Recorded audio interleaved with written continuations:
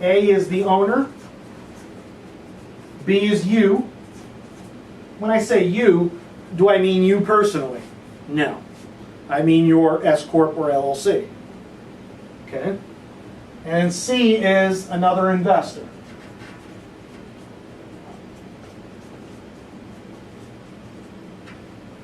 Now, if you have, let's say, a contract between A and B for $90,000, say it's got an ARV of $150, needs nominal repairs, good deal. You can assign that contract to C, and C will close directly with A. Now, this is typically a for sale by owner. Most banks that are A's are not going to let you assign their contract. They're going to say specifically, this contract is not assignable, and you try to cross it out, they're going to bounce your offer. Okay, so this is a for sale by owner. Very simple. Let's say you gave $100 earnest money. So you're going to get from B at least $1,000 and maybe another, I don't know, $4,000 at closing. So you sign it up, subject to inspection. You can do all your due diligence, make sure everything's clean. You market it to your back-end list. C comes along and says, I want to do it. You sign an assignment agreement between B and C that says that you're going to assign it to him, and you're going to get X amount now, which becomes non-refundable in 72 or 48 hours, whatever it may be. And then at closing, when C closes directly with A, you get the $4,000. Why not all the $5,000 up front? Because let's say A reneges or files bankruptcy or disappears or whatever, or C discovers some major flaw in things. All right, you got to make sure that C has the due diligence. I mean, ideally, I'd like to get paid $5,000 on assignment, but not everyone's going to do that.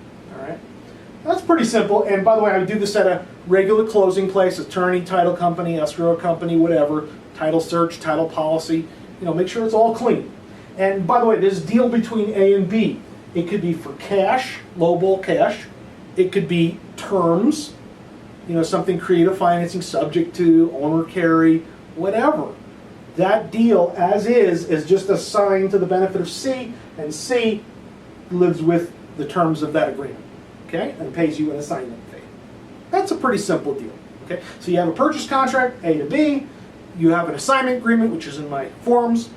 That assignment agreement says exactly what's going to happen here. Pretty simple. Now, why wouldn't you do that every time? I'd love to do that every time. There's only one closing, and the $5,000 is net to you. There's no money that you have to go out of pocket. Now, what if A says, no, you can't assign it? Well, and here's another way to do it. This is a double closing. So you have a contract here, let's say for $90K, and a separate contract for $100K over here. Two separate contracts. You're going to close A to B and then B to C. And the way you're going to do that, there's two different ways to do that. One is called a dry closing and one is called a wet closing. So a dry closing means you close the A to B in escrow and then you close B to C in escrow. And what do I mean by in escrow? Meaning, if you've ever had a closing where one party was out of state or two people couldn't get to the closing table at the same time, they held it open in escrow, waiting for funding or someone to sign documents. That's in escrow, incomplete. So you can go A to B and then B to C, or you can even close B to C subject to A to B happening after. You can do it in either order. It doesn't matter. Okay? So in this case, the double closing goes A to B, B to C. If it's a dry closing, you're using C's money to close the A to B.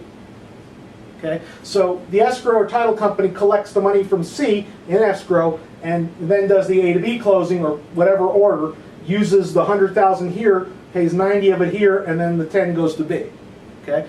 You need a cooperative title company. I'm going to tell you right now, 9 out of 10 title companies, attorneys, escrow companies you talk to are going to tell you it's illegal, it's immoral, it's unethical, can't be done, hasn't been done in years, blah, blah, blah, blah, blah. It's all crap. Okay? All you need is one title or escrow company or attorney who knows how to do this, and that's all you need. So ask around in your market, which title company, attorney, or escrow company does these. Dry closings are problematic if the A to B involves a short sale.